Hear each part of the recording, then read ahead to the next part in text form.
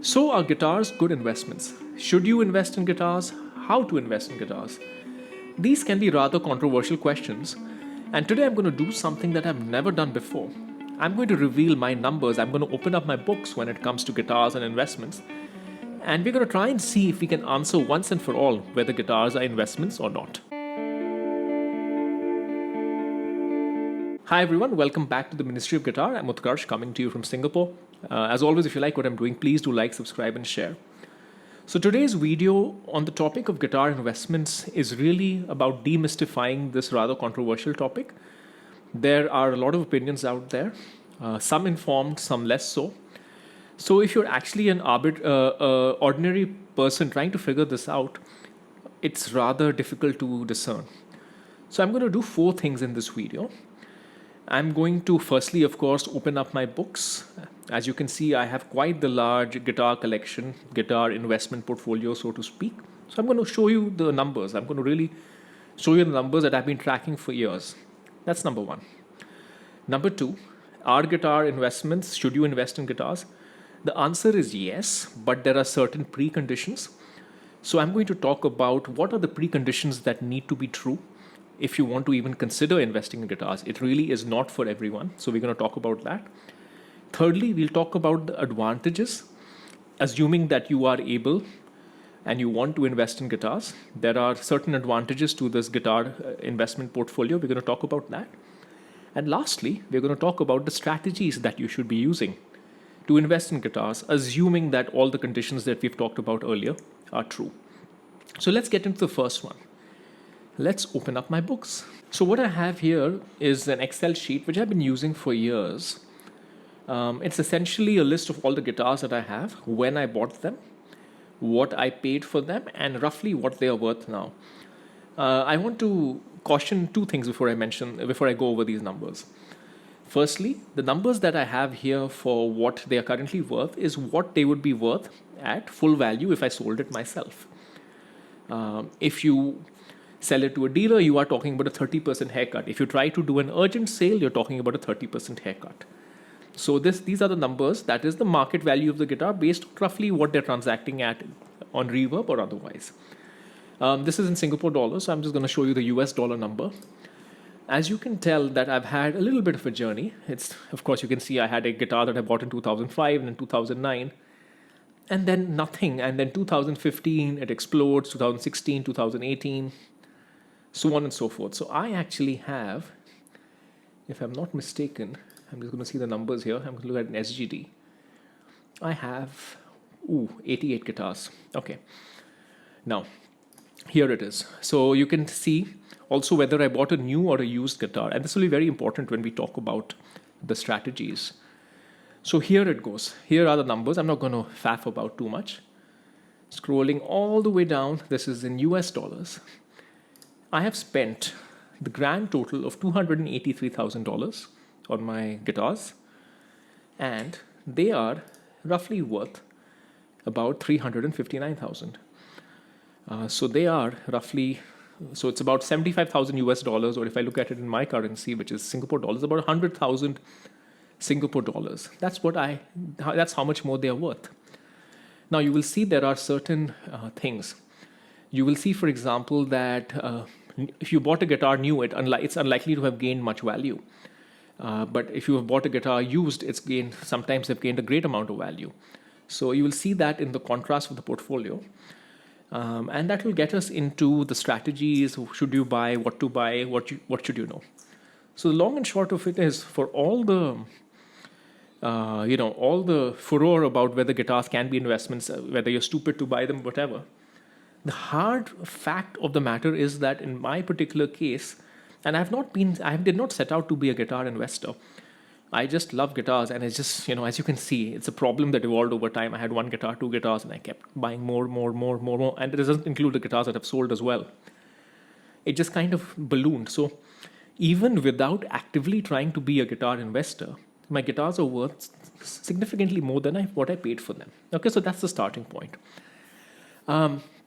I think now we should get into what are the preconditions that need to be true before you can invest in guitars. There are 4 things that I have ascertained need to be true. the first thing that needs to be true is this entire world of guitar investing. And if you are the active investor, it's very similar to being an active investor for anything else. Even if you are actively investing in stocks versus, say, just buying an index fund and just passively investing, you need to be fairly involved. You need to be very well informed. So the starting point is you need to be a guitarist who plays guitar, who's passionate about guitars. Otherwise, it's really not worth the hassle. So that's the first thing that you should know, right? Because there is an inherent utility to having so many guitars that you will only get if you love guitars and if you are passionate about them. Otherwise, there are easier ways to invest your money. Even though when I'm going to talk about the advantages of having a guitar portfolio, note that a lot of these advantages can be done through other portfolios as well. You can leverage gold, you can use US pegged assets. There are many things that you can do.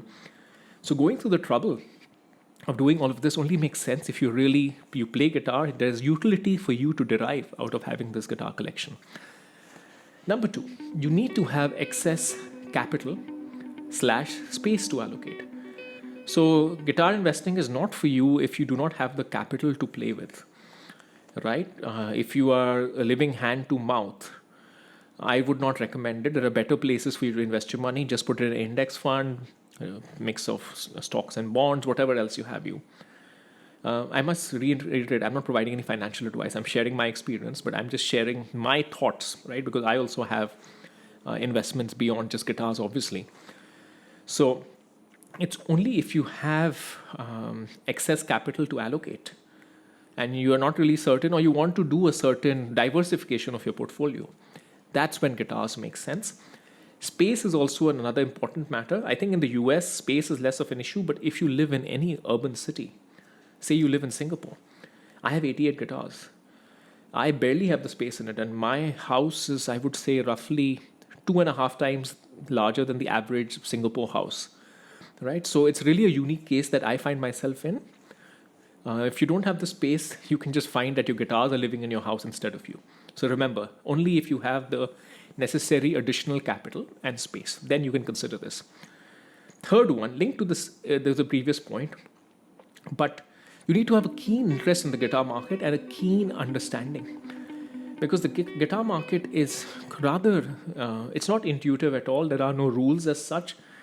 Some things make no sense at all.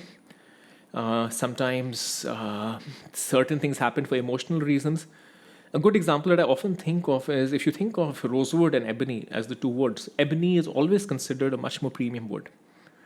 But in the case of the 1950s Les Pauls, where the iconic 1959 Les Paul Standard had a rosewood fretboard, and the less iconic but still iconic Les Paul Custom had a ebony fretboard, there the guitar with the rosewood fretboard is worth much more than the guitar with the ebony fretboard, even though normally ebony is considered premium.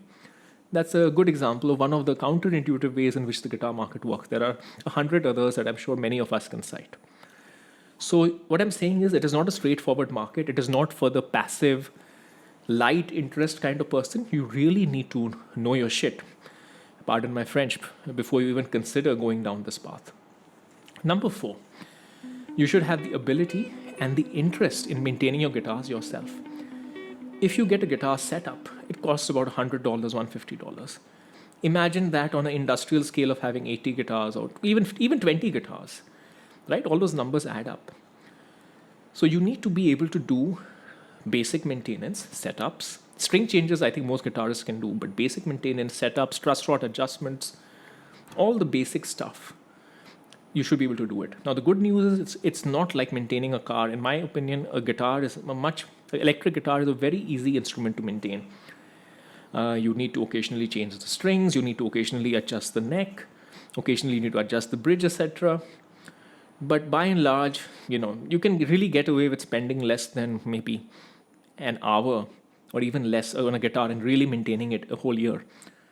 So that's assuming you have a basic level of ability. So it's not a high barrier to entry to be able to maintain it yourself, but it is a skill you absolutely need to have if you want to consider building a guitar collection and investing in guitars in this fashion. Now let's get into the reasons to invest. There are about 4 or 5 of them. The first one is really an inflation hedge. The most viral video I've made is a short clip that I put on Instagram about used guitars being an inflation hedge. It's often misunderstood. Of course, I have many armchair experts giving me their point of views, which I respect. But reality is that, and I talk about this in this other video of mine, is that we need to understand the nature of fiat money and how currencies work. Right? And realize that the cash in your bank is not necessarily the safest thing in the world, as often some people think. If you've always lived in a developed country, usually inflation has been under control, so you haven't seen the real value of your dollars or your pounds go down dramatically, though you have. I think the pound had a few torrid years not very long ago. So what I'm saying is, sometimes when inflation happens, more than cash, other things are great inflation hedges. Property is a great inflation hedge, and used guitars of a certain kind, which I will get into when I talk about guitar strategies, are also a great inflation hedge. Linking to this, another reason to look at guitars is that it is a US dollar pegged alternate asset. Now, this doesn't apply so much to somebody living in the US, but you're living outside of the US. Generally, you try to have some exposure to US dollars in your portfolio. It's a good thing to do because US is the world's major economy. How the Fed Reserve does what it does affects the rest of the world, so on and so forth. So for me, sitting in Singapore, of course, I can have many US dollar assets. I can choose to have cash. I can choose to have US T-bills. There are many things that you can do.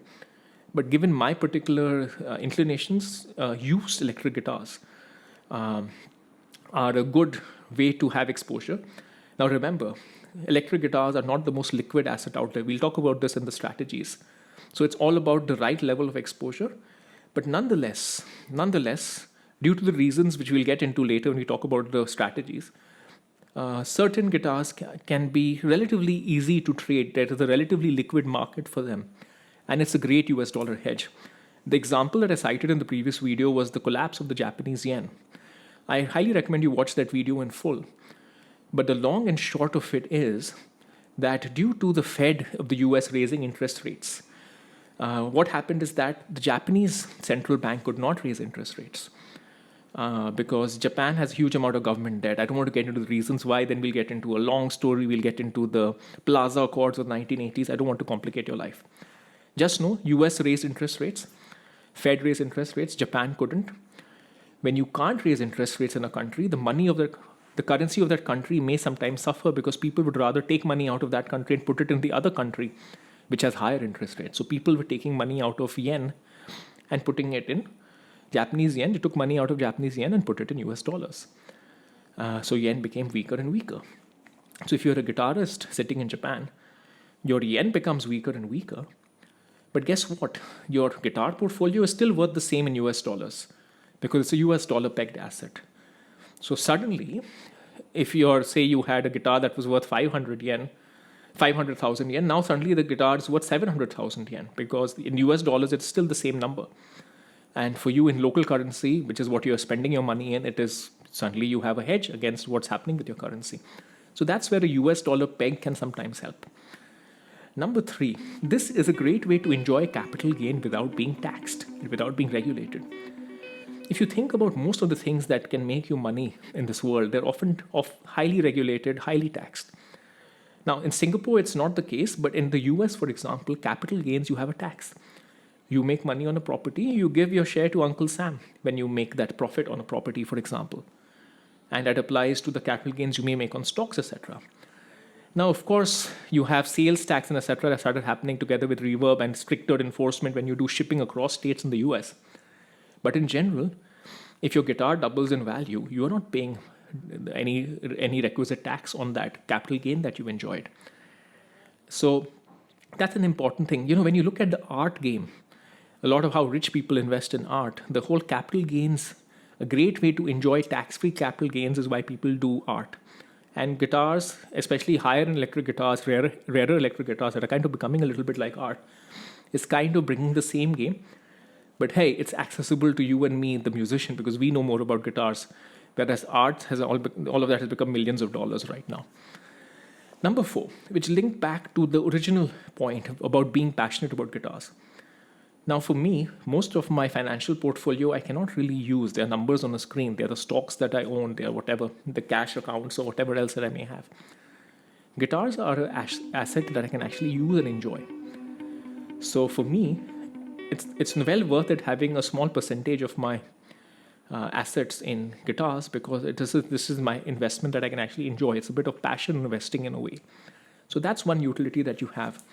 But again, it only applies if you like guitars. And the last one, beyond everything I said about being a US dollar hedge, being inflation hedge and all of that, US dollar peg, inflation hedge, occasionally you get crazy upsides on guitars. So I remember I bought a guitar called the Gibson Baritone Explorer. I got it for like $1,000-1,200, and it's worth like $3,000. It just tripled. There are many guitars that you may see, even say the PRS 8-string that I have. In fact, it's sitting right over here. PRS 8-string. So not this particular one because I bought it for a little bit higher, but there was the original run of 8 of them. Only 8 of them. We'll get into these sort of things when you talk about strategies. I bought it for $6,000. These are selling on Reverb for close to $12,000-13,000. So occasionally you get that massive upside in a very short period of time. Maybe some guitarist plays it, maybe people want it. So some parts of your portfolio suddenly give you a massive spike. Okay, with that said, let's get into the strategies. I'm going to lay out 5 strategies for investing in guitars. Remember, all the conditions that I mentioned, those need to be true. This is certainly not for the casual investor. So the number 1 strategy is stick to used guitars of big popular brands. And when I say big popular brands, I would say literally Gibson, Fender, and maybe PRS. And the reason I say this is, remember how I said that guitars is a relatively non-liquid market? It takes time to sell. That problem is amplified dramatically if you go for a boutique brand. I've seen people trying to sell Mayones are amazing guitars, but I've seen people trying to sell them for months and years. Even RSTDs, for example. I have a friend who has a wonderful RSTDs. He's been trying to sell it for a reasonable price for like 5-6 years now.